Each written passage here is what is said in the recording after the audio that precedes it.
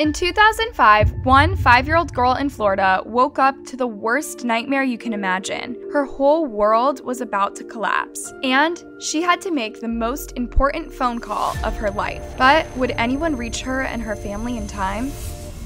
In Volusia, Florida, in late March 2005, 5-year-old Tia Skye Hernlen was woken up at 3 a.m. by a really strange noise. So she was probably quite scared. She got out of bed and went to look for her mommy and daddy for some comfort. But the horror that she found in her parents' bedroom would have made anyone freak out. Now, 911 dispatchers received some pretty insane phone calls from the public. I'm sure you can already imagine just how insane some of them really are. From the horrible to the really hilarious, they've listened to and dealt with pretty much anything you can imagine. And if you call 911 by mistake, you can always just apologize, and they'll usually understand and let you off. But it's worth remembering that playing around with prank calls can put someone in jail for up to 6 years. And much worse, they could be stopping a real emergency from getting through, just like this really upsetting call from Tia. The 911 dispatcher, Donna Chofruni, received her deeply heart-wrenching call, one that's probably every parent's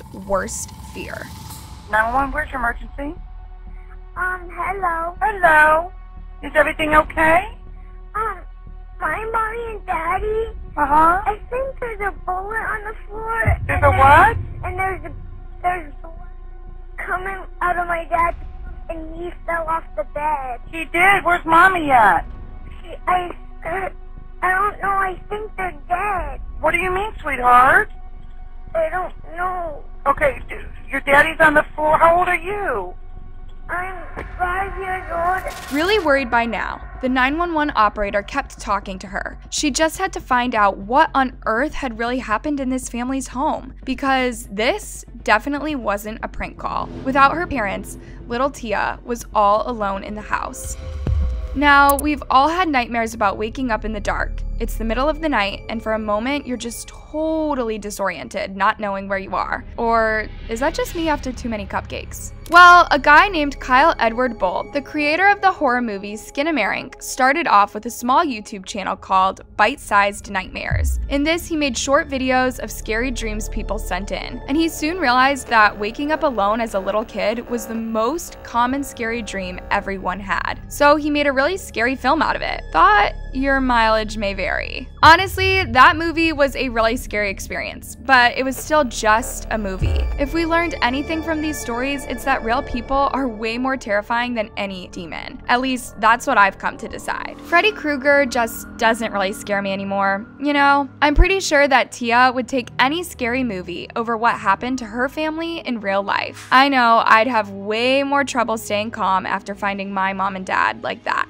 Instead, she bravely and really sensibly called 911 for some help. And this whole conversation is all so tragic and unbearable to listen to. Okay, baby, okay. Let me get something right over to you. Did you go in your mommy and daddy's room? There's All over the place? not all over. There's blood on the bed and blood on the floor. Are you the only one there besides mommy and daddy? I said mommy and daddy, and they didn't even answer. Okay. Okay, what I want you to do, honey, I want you to stay on the phone with me. What's wild is that Tia was such a totally calm badass while making this call. Like, nobody would have blamed her for making no sense when she was trying to explain things, or for not making any call at all. Though I kind of wonder if at her age, it just didn't seem real. Once Donna the dispatcher realized what had probably happened, she did an amazing job talking to little Tia and keeping her really calm and focused until she could get help there. And what made you wake up tonight? I think I heard a gunshot. You heard a gun? Yes, and I see a bullet laying on the floor. I think it's a bullet. Really? Mm-hmm. Who has a gun in the house? I don't see a gun, but I'm scared. Oh, sweetheart, I will not let anything happen to you. Can you send the deputy down? I promise I will. And you're only 5 years old? Mm-hmm. You are so smart for 5 years old. Tia wasn't even in kindergarten and was only going to start the following week, but she was even able to tell Donna the make of her parents' cars so that the police could find her house much faster. Does mommy and daddy have a car in the driveway? Mm-hmm. 2 cars. 2 cars? What kind of cars do they have? My mom has a Toyota. What color is that Toyota?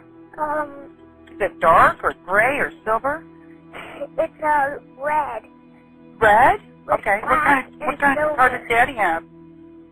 He has a Jeep. It's black and Okay, white. listen to me. Is your phone the kind of phone you can take with you and walk around? There should be an officer at your front door. I need for you to take your phone with you and walk over to the door and open it for me, okay? And I'm gonna stay on the phone with you, okay? I'm totally relieved that the police are nearly there. Tia was ready to let the officer into her house so that they could help her mom and dad. You are doing a wonderful job. I'm to the door. I'm unlocking it. Okay, you let me know when the officer talks to you. Okay, you go ahead. Okay, you talk to the officer. Talking to the dispatcher? Okay, tell her I'm here now, okay? You can hang up. Bye, sweetheart. He's here. Okay, sweetheart. You be good, okay? Come on over here. Bye-bye. Okay.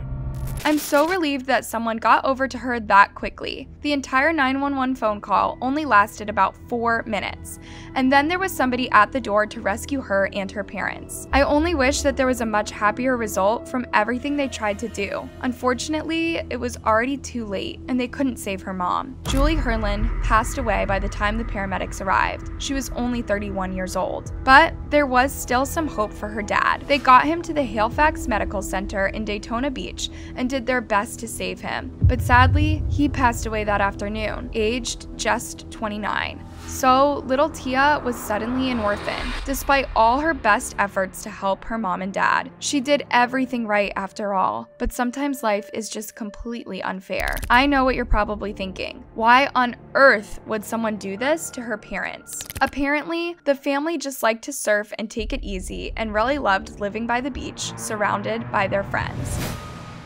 The freak who did it believed that Tia's mom and dad had turned him in and exposed his business of selling illegal substances to the police. He was wrong, not that it makes what he did any more bearable. This monster's name was David Edward Johnson. He and Tia's parents had a really nasty history, which was completely one-sided. Sheriff Ben Johnson explained how it might have started. He had the feeling that Hernlens turned him in for an indoor marijuana-grown operation, which was not true. Someone called in a burglary in progress at his home. Because he blamed the couple for his arrest, he kept on threatening them. He frequently drove by their house slowly and menacingly, which is really terrifying. He even tried to run them off the road. The Hernlens were also pretty sure that he had called Child Protective Services on them, at least once. This is so sick because everyone knew that Tia's parents were amazing and that her mom would do anything to protect her. They'd make sure that she could come to the films they went to, and she was basically their pride and joy. Overall, David Johnson was a big pile of something I just can't say here, but he was a huge pile of it, and it wasn't like they hadn't tried to get him to leave them alone. Tia's parents had desperately tried to get a court-ordered injunction, basically a restraining order that was put in place against this creep. They had hoped that doing it would protect them and their daughter, but for whatever reason, the judge in charge of this order wouldn't set it up. He just didn't believe that they had enough evidence. Hello, this lunatic tried to run them off the road, and they had little Tia to protect. Why on earth wouldn't the courts help her and her family? Now, the judge, Richard Graham, who had denied this restraining order, he would later say he was remorseful and upset for not supporting it. He also said he thought he'd done the best he could. Looking back on it, I would have liked to have done it differently, but you review each case on a case-by-case basis. I suppose it's true that restraining orders only really work on people who don't need them. Remember, it's still only a piece of paper. When someone with nothing to lose comes after you, it's just not going to do the trick, even if it means there's a record of being threatened. Ben Johnson, who is the sheriff on the case, had a similar response. When the authorities were called out, everyone wanted to know how this had slipped through the cracks, and Ben Johnson said, "The only way to stop them is to keep them in jail. There is no possible way the judge could have kept him in jail. Very seldom do you find someone this determined to take action. In any given day, we have 3,600 to 3,700 restraining orders in effect. You can't stay on top of somebody all the time." Yeah, that's true, and it's kind of scary how many cases like this there are. Sadly, nobody's truly psychic, and you just don't know for sure how far someone might go. But it would have been nice if this time they'd realized just how much of a terrible person they were setting free. The surfing community had huge tributes to her parents. And what happened to the monster that did this? I bet you're hoping he's still in jail, right? I have bad news. He already ended his own life at this home later on the same day. He escaped any justice for the horrible thing he'd done to Tia's parents. And remember, this all happened for no reason at all. Just a paranoid delusion. Really scary. But what would happen to Tia now? Well, they set up a trust fund for Tia, and she went to live with her grandparents in Central Florida, and hopefully also her Labrador and the 3 kitties went there to live with her. Because she was a minor, it's obviously hard to know much more about her. It's also not very surprising that Tia changed her name back in 2018, and after that terrifying night, she's kept to herself well under the radar ever since. But it's good to know that there are other kids around the same age, or even younger than brave little Tia, who have also called 911, saving their parents' lives. Like 4-year-old Issa Glasser, who saved her mom's life after she passed out. 911, where is the emergency? My mom fell down and she can't talk. Are her eyes open? No. Where in the house are you?